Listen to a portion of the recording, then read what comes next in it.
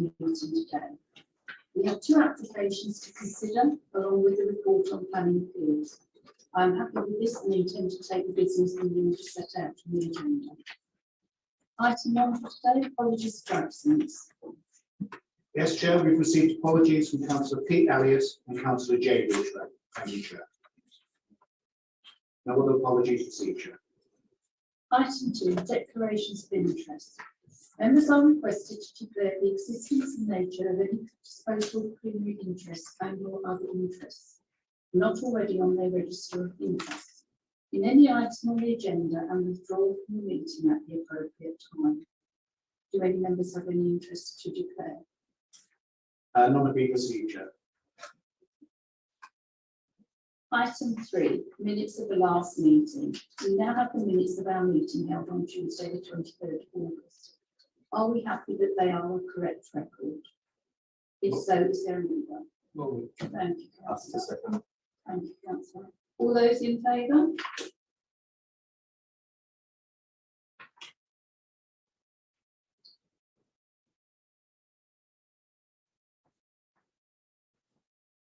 Any against?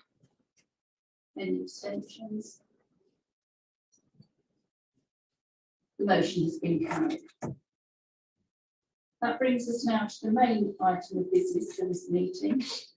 Before we start, I would like the clerk to explain for the benefit of members, speakers, and those watching on YouTube how we will deal with them. Thank you, Chair. This is the procedure for considering the business this afternoon. The Chair will introduce an application and ask the planning officers to refer members to any late comments or updates received since the agenda was issued. These have been published on the Council's website and hard copies have been circulated to you. After this, the Chair will ask any speakers to address the meeting. There are 2 speakers registered today who will be speaking on the second application. They will have 3 minutes to put forward their views. There will be a reminder given by the clerk when 30 seconds remain. At the end of the 3 minutes, members of the committee will have an opportunity to ask the speaker questions, if necessary, to clarify any points they have made. After the speaker has addressed the committee and answered any questions, then they will be allowed to remain in the meeting, but they will not be allowed to participate further from that point.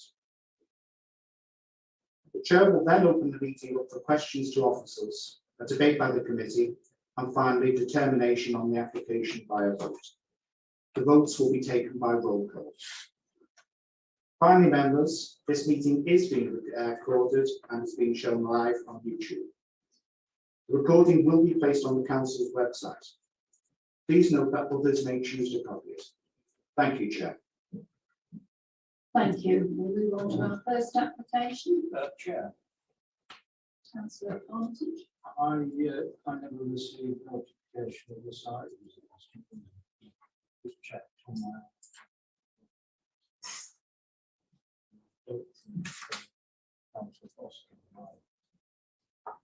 Apologies for that, Chair. We'll actually check the reasons for it, but certainly it's an oversized. Thank you.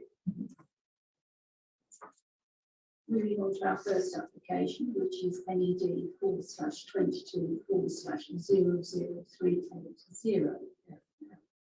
In line with our normal practice, I'm going to ask the planning officers to tell us about any late comments and to give a brief presentation showing any photos and plans of the site. I will allow the officers to complete the presentation. Consequently, members, could you please reserve any points of order or questions about the process until the end? Thank you. Over to you, Alex. Thank you. There were some late wraps which are indeed late wraps. This one.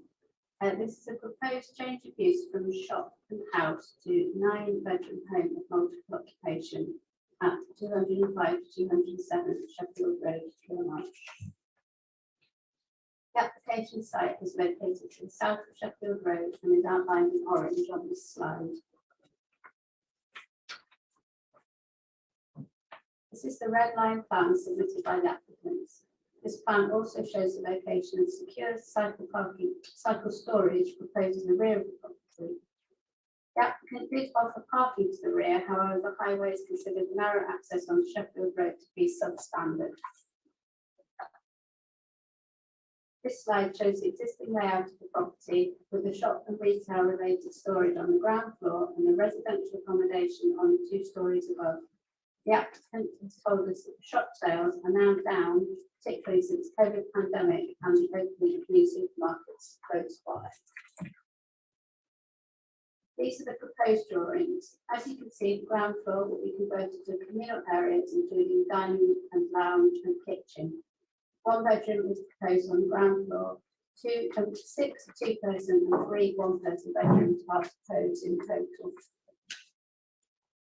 This slide shows the position of the building on the edge of the area designated in the local plan as the Killamarsh Town Centre. This plan also shows how close the building is to the town centre and to other shops which sell similar products to the newsagent's licence that is currently in the building. The following slides are a selection of those shown at the site visit and are here as a reminder. This slide shows the shop with the surgery on the right and the narrow access to the rear can be seen on the left of the property. This slide shows how narrow the access is to the rear, and as a consequence of this, highways were not supported with parking proposed to the rear.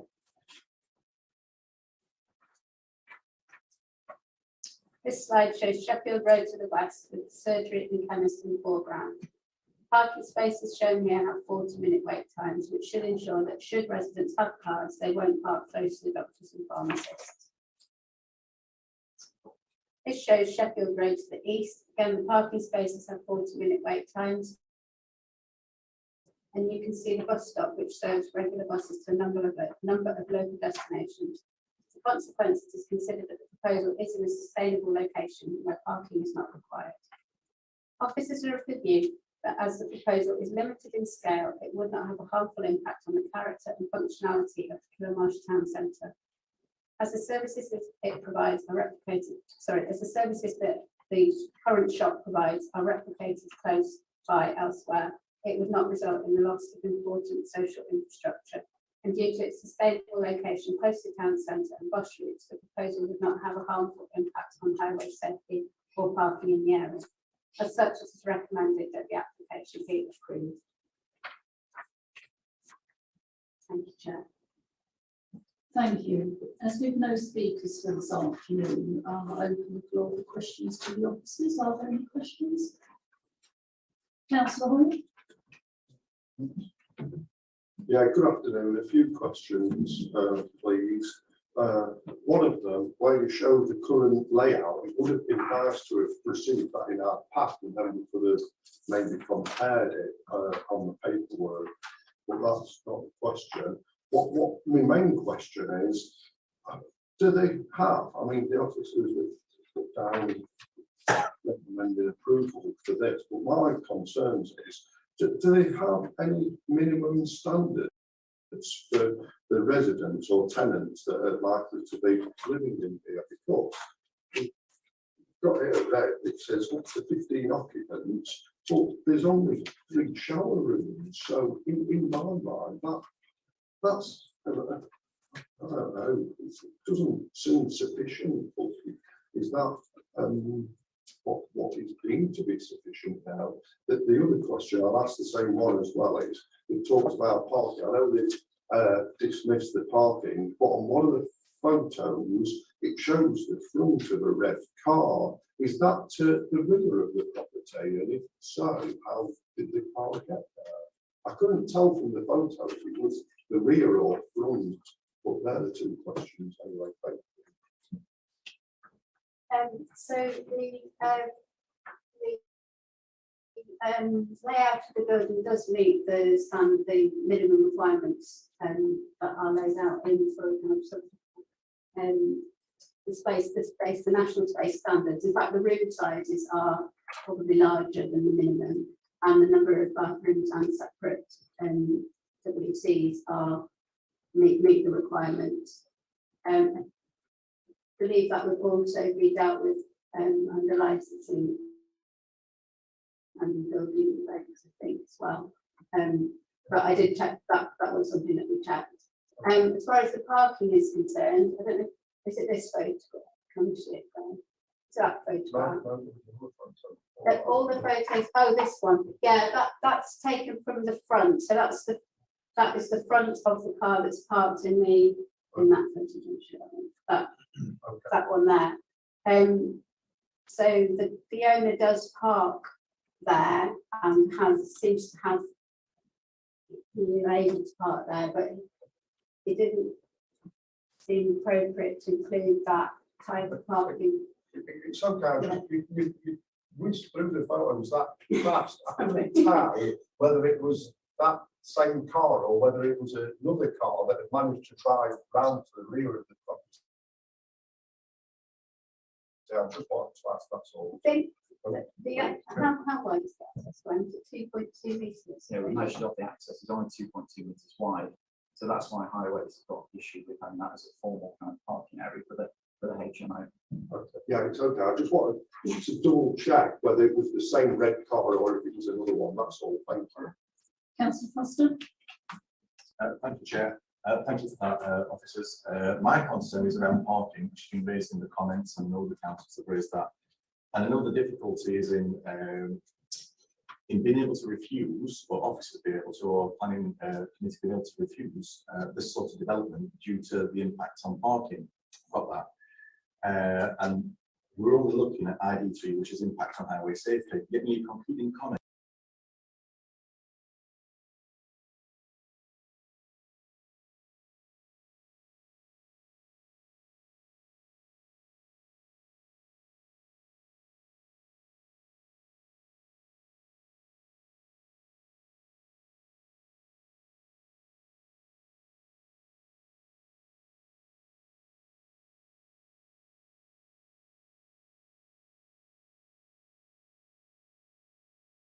Around the DCC's draft Derbyshire Street Design Guidance, their HMO parking standard, which there is, it's a draft standard, but it's not yet been adopted. So my question, really, the first question is around that.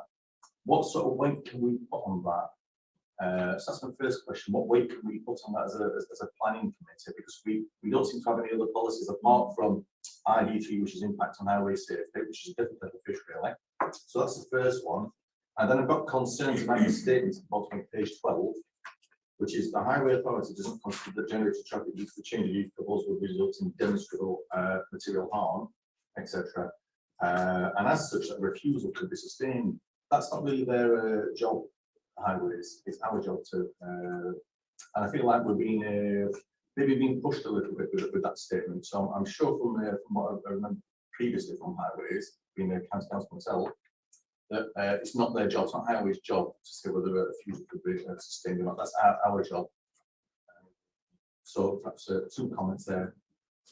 Thank you, Chair. Thank you. Yeah, thanks for the questions, Councillor Foster. That's great. So yeah, first of all, on the draft Derbyshire Street Design Guidance, I'll be honest, that's the first time I've seen that referenced as a draft document. So I assume it's in its very early stages. We haven't got any other further comments, so I'll give limited weight to that document at this moment in time. As for the comments of the Highways Authority,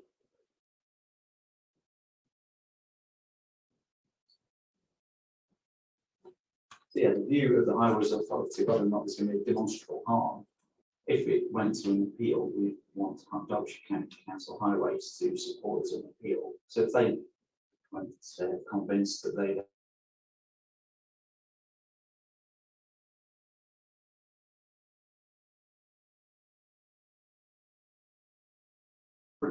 unit is used as a retail shop, and it's a 5-bedroom property. So those cars, as you can see, the access is really narrow to the side of the property. But I think officers would have the view that the proposed parking to the rear, to have 3 cars coming and going through that narrow access, it perhaps was more appropriate not to have cars coming in that access point. That was the view that officers took. That's helpful. Thank you for that, Chair. It is a concern still that we might have 15 occupants and we're crossing our fingers that none of them have cars. And that will have an effect. I'd be guessing, as someone who knows the area, an adverse effect. So that's my concern. I understand the policy. Perhaps my third question is around on page 20, before occupation of the IMO, a travel plan, including measures to promote sustainable travel choices. So perhaps just an explanation for me, because I'm not sure how this works when it comes to working through a planning application. I would have thought that's the sort of thing we could ask for an applicant before we even consider, because it's something I'd want to know that they'd already have that in place, not just 9 bicycles or 9 spaces for bicycles. That's the sort of thing that I'd want to consider at this stage, rather than afterwards make it a condition. Yeah, we can use a travel plan, because it's sort of you can do something off the shelf afterwards as long as you've got the planning permission. Thank you. Thank you, councillor Armitage. Two things really. One's an awful lot of people going to be in that building at any one time. I think from fire regulations.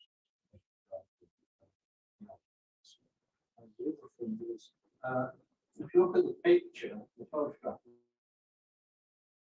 which you've got, it shows a drop curve opposite that entrance, which is say not good enough. I'm just wondering why we've got a drop curve, and also the white line across, so that we can't park there. So it just seems a bit of a nonsense to me. So with regard to that drop curve, the current applicants do have parking on that, just where that white line is, and in front of the entrance to the alleyway. We did discuss including that in the application. However, their red line wasn't correct for that. So we had to start from the beginning again. So we came to the conclusion that given that highways were not happy about cars using that access anyway, we came to the conclusion that probably at this stage the best solution was to bring this application to you now with no parking. That was the decision that between, well, we gave the applicant the option to change it and to change the red line and include that parking, and they decided not to do that. So we brought it to you to make a decision based on no parking. I'm sorry, what was the first question? Fire regulations. That would be covered by building regs, building control. Yes, Foster. Thank you, Chair. It's not a question, and I don't mean it in a facetious way, so please take it as that. But there's 15 occupants, yeah, and they will be put in these in an IMO. IMOs don't run empty. So let's say there's 15 going. I'd be saying, because there's up to 15 possible cars there, up to, and I know you might not have got typical car owners living in an IMO, but still is up to that. The question really is, how many people will you have to have in a property with no parking and still let it go through? You know, would it be 25? Would it be 30? When would it start to be a concern? Now, I know when it comes to our policies, it's parking where it impacts on highway safety, but there's also the residents there and the parish councillors there aren't just talking about that. They're talking about the impact on parking itself, on how it affects other people being able to park outside their house. I know we don't have the right to park outside our house, but the nearest houses, those people that have cars in that property that come to live in that IMO will end up parking outside someone else's house. So it will have an impact on the residents of Killamarsh. Some residents, not all, but just some, but then those residents an awful lot.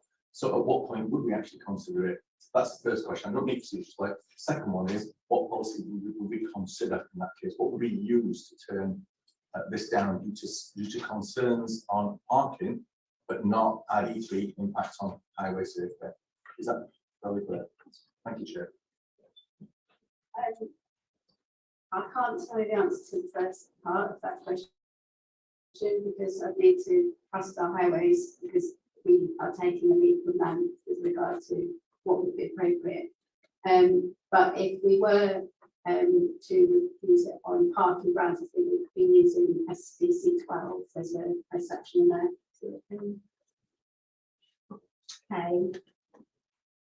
Which is make provision for private amenity space, storage and recycling space, and vehicle and cycle parking.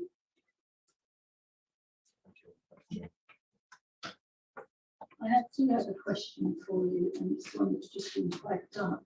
On the plans that we've got before us, and bearing in mind the kitchen, etc., is on the ground floor, these plans don't show any fire escape access rooms or the other two floors.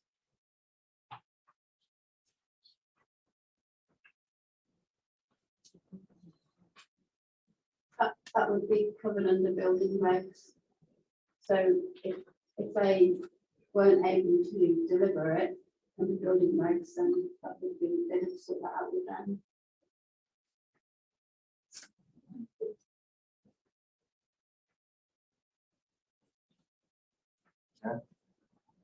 That's what's up. Would you mind coming back and ask a question about that specific policy? Would that be okay? Yeah, I think it. Thank you.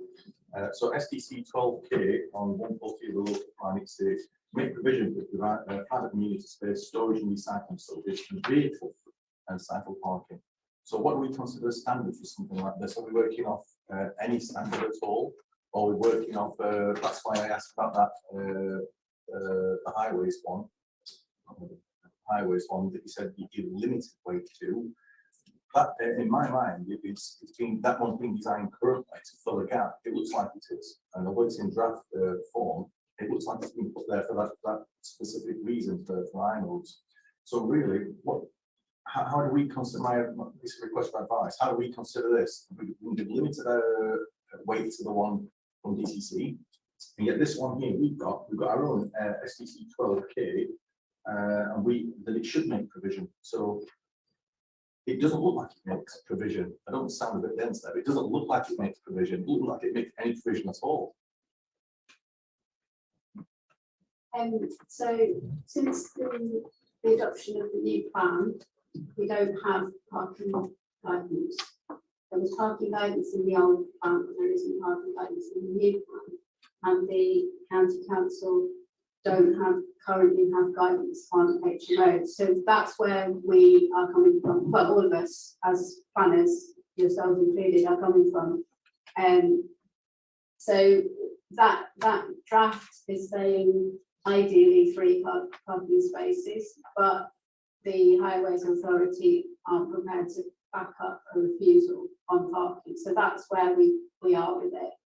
We when I just have discussed this with the highways officer, we've had quite a lot of to and froing about the parking, and they came down on the side of saying that they wouldn't back the refusal based on parking.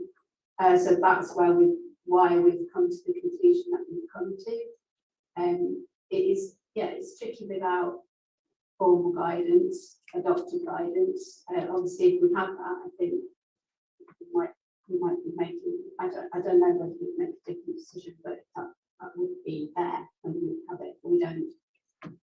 What we've tried to weigh into the assessment is also that sustainable location of where we are. So 25 minutes away from a bus stop. Got the local facilities in the centre. So the likelihood of people having a car, I think is quite low in that circumstance. But you know, if members of the view that some parking should be provided, do you want substandard access and parking to the rear? Is that something that members want to consider as part of the application? Because that's where the to and fro from is that we've gone from no provision of parking, then we're trying to provide parking, and now we've ended up with a situation that we're putting forward to members today where no parking is being proposed as part of the application. I'll just say to make one more statement, Chair. I realise I'm in this discussion. The choice is not that about 3 parking spaces or no parking spaces. The choice could be an IMO there with no parking provision at all, or no IMO there. That's the real choice. It's not whether we should allow them with 3 or not 3. That's the choice before us. Thanks. Thank you. Can we just go back to the street scene where it shows you the doctor's surgery?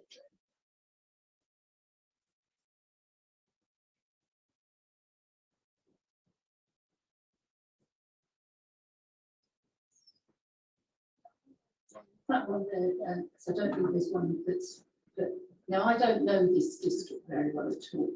Has the doctor's surgery, do you know, got parking? I believe it does, yes, at the rear. Right. Yeah, if you look on the location plan. Sorry. So yeah, if you look on the front page, the location plan, you can just see the parking in the southwest corner from the application site. And that's the side road. On the main side road. I think I was trying to work out the actual thing.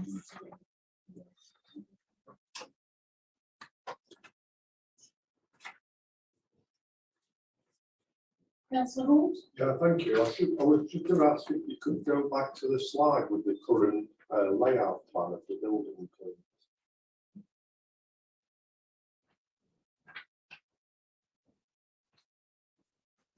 So that's the current layout. Going to flip between that and the proposed. Well, I've got the proposed paperwork. I just wanted to have a look how it was currently arranged at the moment, that's all.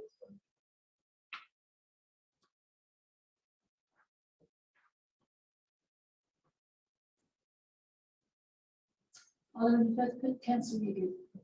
Just going back to the parking on Dr. Surgery, that really concerns me because what is going to stop those people parking at the doctors and thus enabling people that genuinely need to get to the doctors in a car? Not being able to.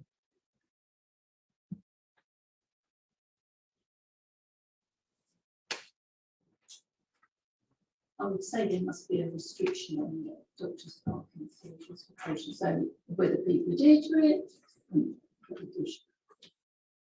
Councillor Crossley? Yeah, not sure what stage the meeting this should come in, but I'd be asking it anyway. Is it possible that that the committee could defer this application until we sought further guidance, not from highways, so I know the guidance they give us, but the actual that draft policy, to have a look at that draft policy ourselves. Is that possible? Because it's obviously been written, it's been put forward, and I'm sure it's been in the system months. It's there for a reason. It's a policy on parking for high road. Is that something that's possible? Chair of I think I'd be quite happy for a deferral because I'm quite concerned about the parking, but I'd also like some actual physical evidence about the fire escapes as well to be put forward before the council. So if there's no further questions, I mean, the thing I'll put to the council.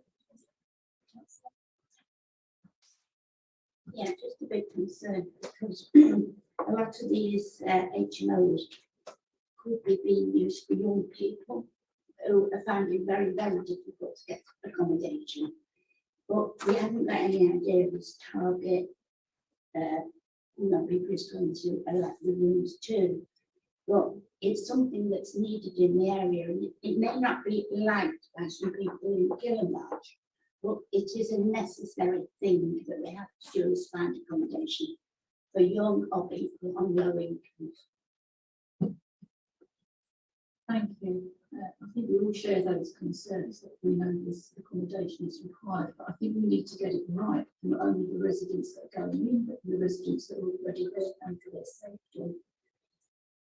So if there's no further questions, I'm quite happy to put on the floor that we defer this until we have other. Thank you. Thank you. Another show of hands.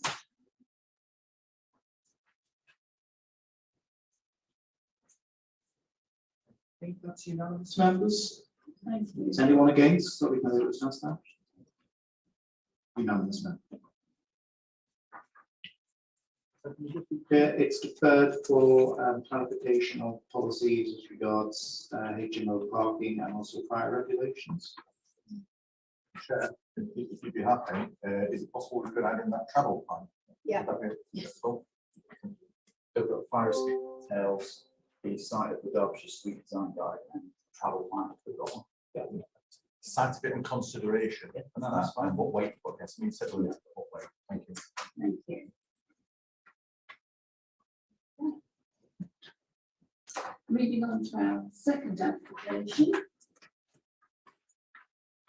which is NED/22/00507 FL at Brackenfield.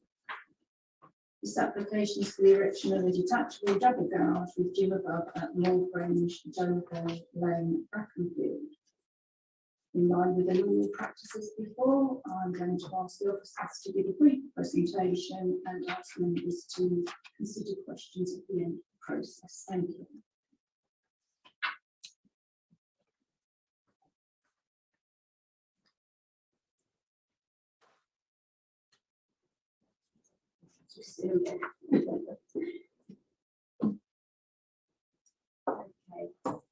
Yes, this is the application for the erection of a detached double garage with gym above at Moor Grange, Dover Lane, and Brackenfield. We've received one late representation from Mrs. Eales, which deals with all 4 of the applications on this site. I believe that both Mrs. Eales and the agent are speaking today, but in summary, the following excerpts relate to this application, so I'm just going to read those out, if that's okay, Chair. We've noted various comments on the planning applications lodged by us for Moor Grange, and so we detail below the background to and reasons for the applications which may address any concerns which have arisen. We are 2 couples, all retired and no interest in running a for-profit business. At Moor Grange, we're hoping to expand the small group of rescued horses and rare breed sheep which we presently have elsewhere, and to encourage the support wildlife, particularly on Moor. These applications together enable us to do this in a sympathetic, practical way, and to keeping the Moor Grange very much as it is now. Then goes on to talk about the other applications which aren't before us today. And then with regard to the garage, which is this application, the application is for a garage for Moor Grange House, which presently has none. Garage matches Moor Grange in built form, but will be single story with pitcheries with gym storage in the east. The driveway leads only to Moor Grange House and garage, separate from the main lands and buildings, and has no facility for onward travel, being surrounded by high walls, boundary fence, and mature lawns. That's the late representation, and go on to the presentation. The 2-story detached garage will be located to the west of Moor Grange. The site is shown in orange on the slide. The wider site as a whole has been purchased by 2 sets of friends who intend to live there and develop the site as a whole. Mr. and Mrs. Medworth have applied for the garage. Mr. and Mrs. Eales have applied for conversion of a barn dwelling, that's building number 1 on the actuary. The replacement of an agricultural barn with a larger barn, number 2, and the construction of a new field barn will show in blue on the map. These applications are not yet ready to be brought to committee. This slide shows the red line location of the proposed garage. As you can see, it is separated from the house. This slide shows the location of the barn separate from the house and close to the top of the access drive. The garage will have a footprint of 6.6 by 6.6 metres. This slide shows how large the footprint is in relation to the existing house. These are the proposed plan and elevation drawings. The building will be constructed of stone and slate to match the host property, but its height, gable width, and steep roof pitch are at odds with the host property and other traditional buildings on the site. Moor Grange is an attractive 19th century house with sash windows, a hipped roof, and subservient outbuildings, which are located to the north and east of the host property. The height of the proposed garage means that the ridge will be close to the level with the eaves of the host dwelling. Officers are of the view that due to the combination of the height and design, particularly the steep dual pitch roof and wide gables, which does not respect that of the host dwelling or existing traditional outbuildings, the proposal does not represent the level of good design required by the North East Derbyshire local plan policies SS9, LC5 and SDC12, nor the level of good design encouraged by the NPPF. The following slides include a selection of the photos that were shown at the site visit. shows the house and location of the proposed garage from halfway down the drive. The proposed garage will be located approximately where the car is at the top of the drive. The trees would screen the building from the A615. However, this photo shows that when viewed from Dewey Lane to the south, the side of the proposed garage is clearly visible. It is this visibility combined with the poor design and sighting which has led officers to the conclusion that the proposal does not meet the design, countryside and landscape policies of the North East Derbyshire Local Plan or the NPPF, and why we are therefore recommending refusal. Thank you. As we've heard, with two speakers today on this application. The first is John Imber, the agent for the application, and the second is Annette Evans, who is speaking on behalf of the applicant. As the clerk explained, they will be informed when 30 seconds remain. As members, you can ask them to clarify any matters that have been raised, but remember your question should only relate to the points which have already been made. So we will start with Mr. John Imber. You'd like to take the seat, confirm the name, and you will have 3 minutes.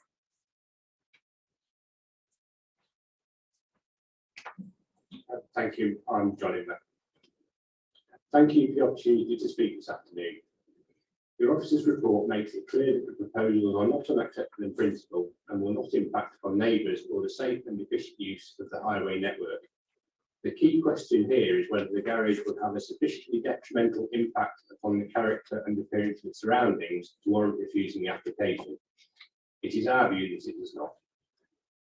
The garage is to be constructed from materials matching those of the existing dwelling. It is subservient to Moor Grange in terms of its scale, height and siting, being smaller, lower and set back behind the front elevation of the existing house in accordance with policy LC5 of the local plan. The report suggests that the garage should have a hit roof to match the house. However, all of the traditional detached outbuildings which bookend the house have gabled ends, and the proposed garage maintains this approach. In our view, that is a far more appropriate response to its context. The garage would not be prominent from a public vantage point.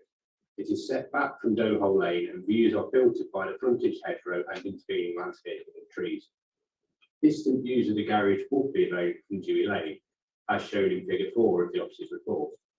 From this vantage point, impact would be significantly diminished by range, and the garage would be viewed in the context of existing buildings on the site, including the stone barn to the east.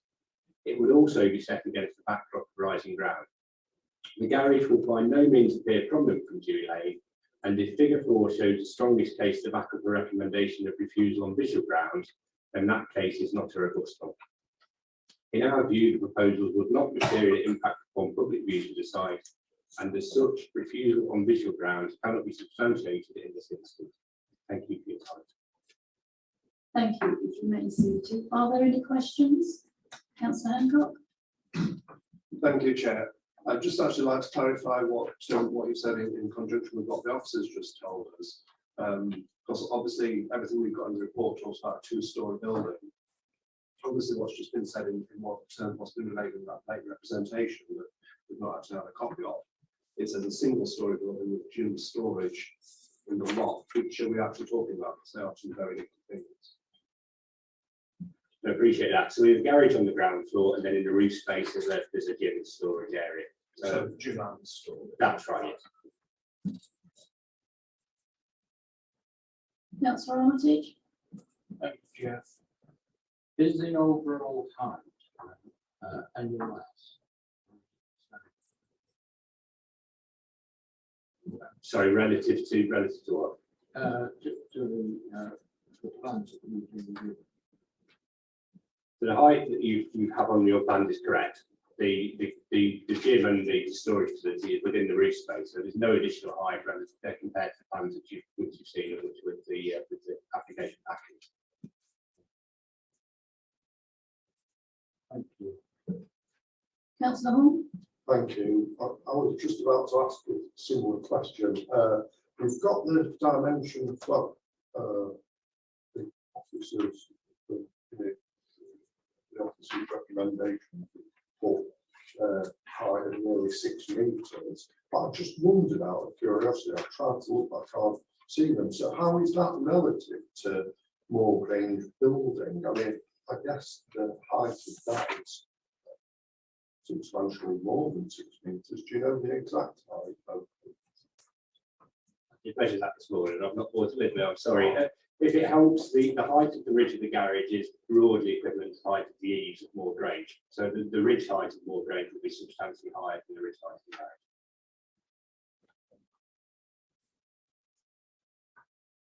Are there any further questions at this stage? No? I'd like to take a seat.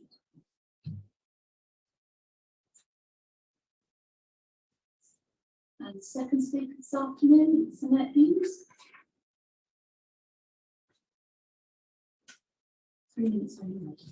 Well, actually, I don't know if you guys want me to read this because I've read this from the emails I sent in the other day. So I do actually say what pretty much what I out. Want me to read it through now? You know, it's just that the couples are retired, we don't want to change more range. It's quite fundamental. Okay, just to go over what was read out, or would you like this?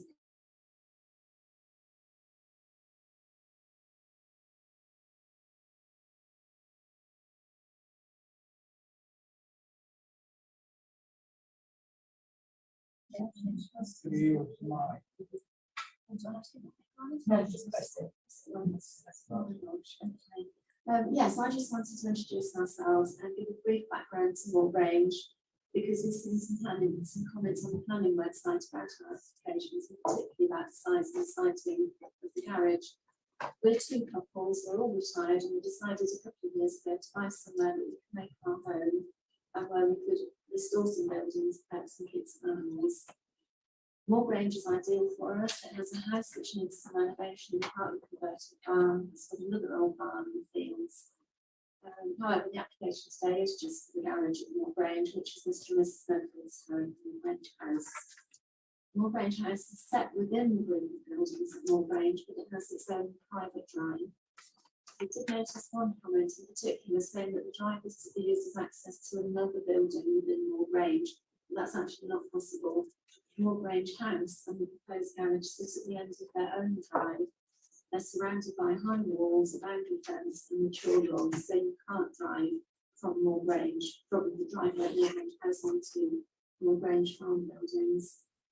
Mr. and Mrs. Northwell did put in an application for a slightly bigger of the garage with space above for the children for storage. So the building hopefully will close to match Moor Grange House itself, and over building the size of Moor Grange as far as we can. We all feel that we want to keep Moor Grange visually very much as it is now. We don't want to start adding other buildings which are less attractive than we already have or attractive character. So we thought that going down the planning route for the garage is probably the right way to have done it. Beyond that, we've got no interest in making any changes at Moor Grange. By submitting all the applications together, this probably isn't relevant, but we did hope that we could start to restore all the buildings at once rather than one application after another. As I said, we don't want to change Moor Grange, we just want to bring the present buildings up to a good standard and add a garage which is in keeping with the buildings already there. So it's nice and that's it. Done very well. Are there any questions? No, I'd like to take a seat, that's fine, thank you.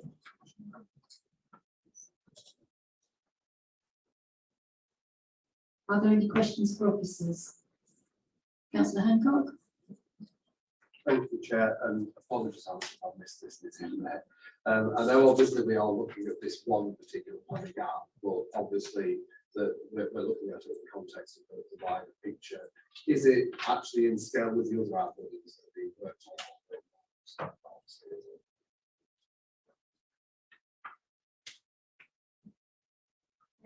My view is that because of the height of the building and its width and the steepness of the slope of the roof, it's not in the same scale as the other outbuildings, the existing outbuildings on the site. Yeah, that's my view. Thank you. Any other questions?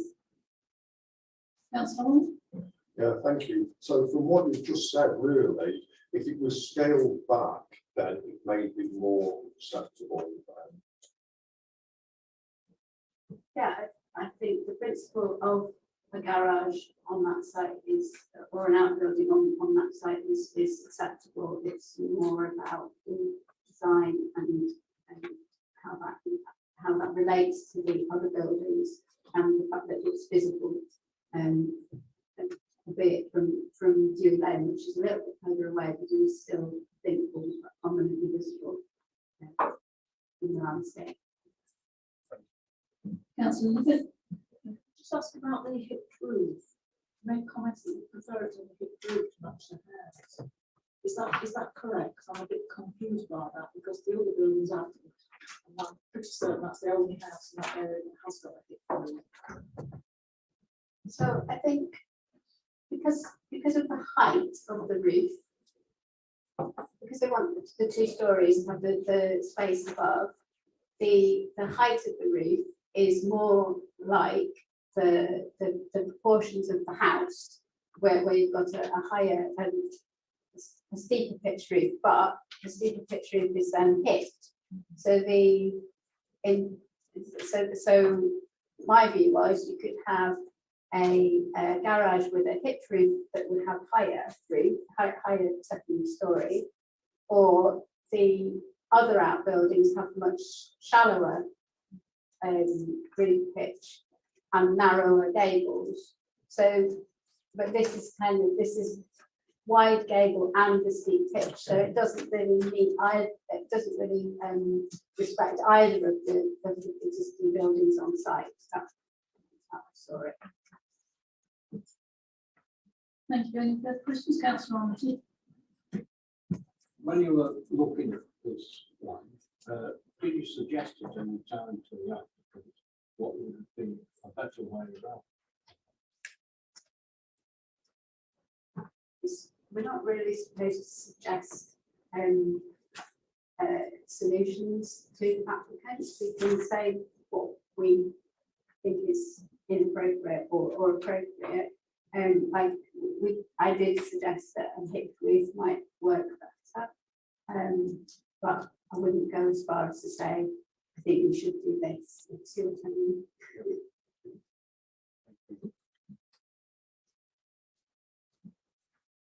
Alice, I see on page 28, 7.15, that it does say here that the officers discuss issues with the applicant and agent and invited some revised drawings. Was there anything like that? Yeah, so the original application was for a brick built building with, I think it was a sort of tin, not tin, that's not the right word, but a metallic roof. When that was submitted, I discussed with them about changing materials, and at that point about talking about the height of the building. They came back with a change to the materials, so they are would be matching the existing property, but didn't want to change the roof. Any further questions? No, thank you. No further questions. I'll open the floor for debate.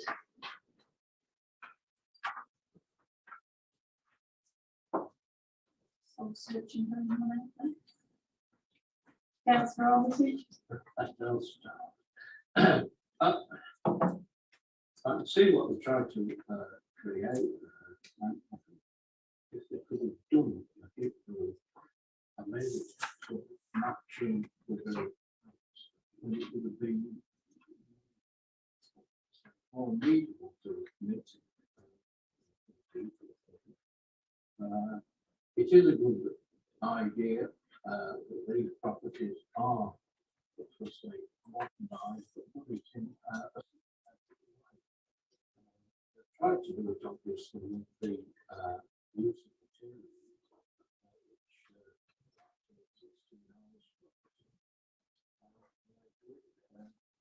that's a good idea. It's this roof that seems so big.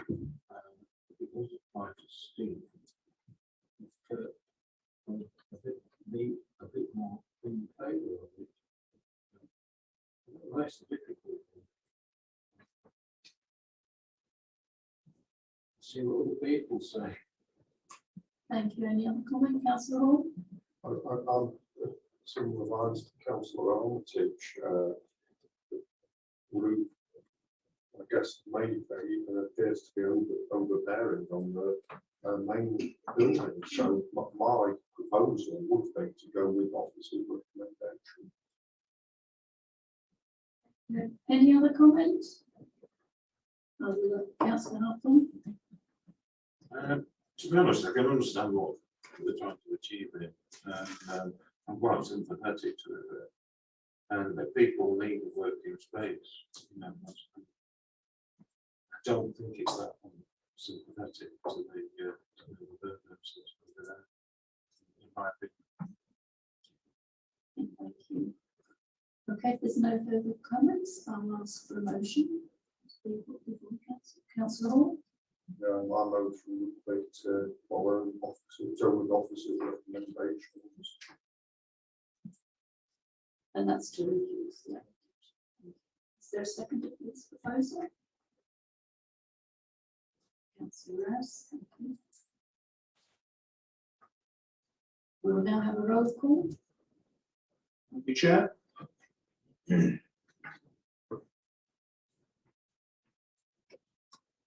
I could ask members to speak clearly when they cast their vote. Councillor Armitage, For. Councillor Cooper,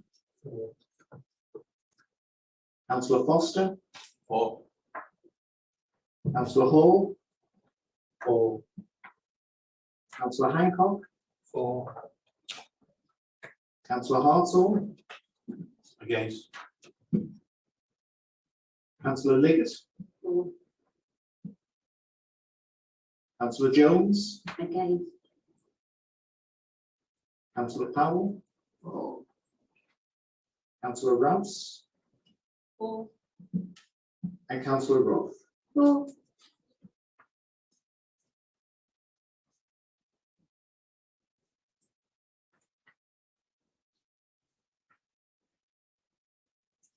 That's 9 votes for and 2 against. The motion's passed, Chair. Thank you, everybody. If you wish to leave, you can. That's fine. Thank you. Thank you for coming in this afternoon. Moving on to item 7, planning appeals. Over to you, Graham. Thanks, Chair. So we've had a couple of appeals lodged. One at Chesterfield Road at Drumfield, another one at Troway, so we're not to report on those at the moment. But we've had a couple of appeals dismissed. So there's one at the Crescent Clay Cross, which was a balcony. So the main issue was the impact on the living conditions of neighbours. And the inspector agreed with us that the balcony would result in significant overlooking and loss of privacy. The other one was at Freebirch Eastmore. So this was an interesting greenbelt case. And the main issues were that it was represented inappropriate development and there weren't any very special circumstances. And there was also a cost claim refused. That's all that's report on the appeals. Thank you. Are there any questions regarding the appeals? I have no urgent business, so thank you all very much for attending this afternoon and see you this time next month.